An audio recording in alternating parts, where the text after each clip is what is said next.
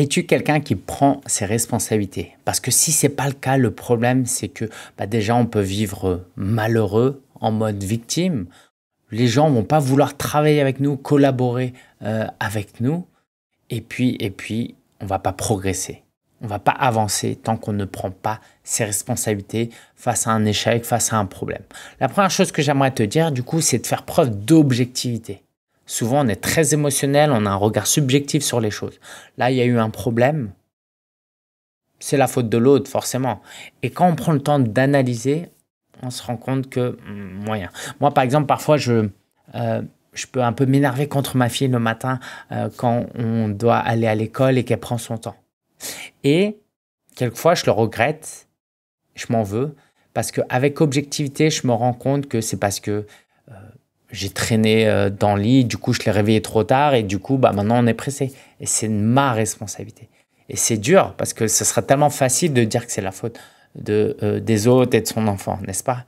Mais non, souvent, c'est aussi de notre faute. Donc, c'est important de prendre notre responsabilité pour ça, d'être objectif et d'aller voir ce qui ne va pas dans notre vie, dans notre comportement. Mais attention à ne pas aller à l'autre extrême. Il faut savoir être juste. Tout n'est pas de notre responsabilité.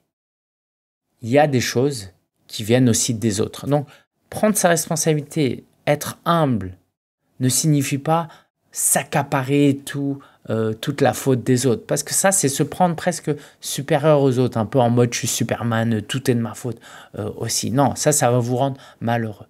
Donc, ça, c'est ma responsabilité. Ça, je pense que c'est la tienne. Moi, je vais travailler sur la mienne et puis toi, tu fais ce que tu veux avec la tienne. Mais c'est très important aussi de travailler avec justesse. Et la troisième chose, c'est de savoir demander pardon et de savoir s'excuser. Et moi, ça, c'est très, très difficile.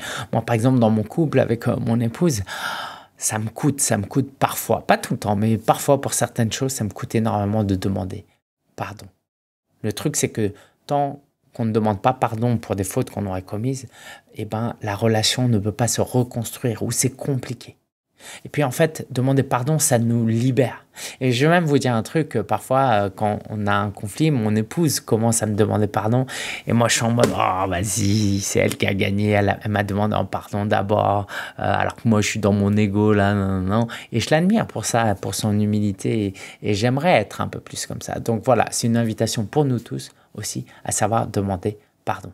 En tant que coach et formateur, tu es surtout un entrepreneur et tu es amené à prendre beaucoup de décisions et du coup à te sentir responsable de certaines choses. Et ça peut être très pesant et en même temps, c'est important de prendre ses responsabilités. Si tu as besoin d'aide, on a un programme d'accompagnement qui s'appelle Envol. On peut t'accompagner en 6 mois à lancer ton programme d'accompagnement, à tirer tes premiers clients premium et à vivre de ton activité. Si ça t'intéresse, regarde dans la description, il y a un lien pour voir comment on peut te servir au mieux.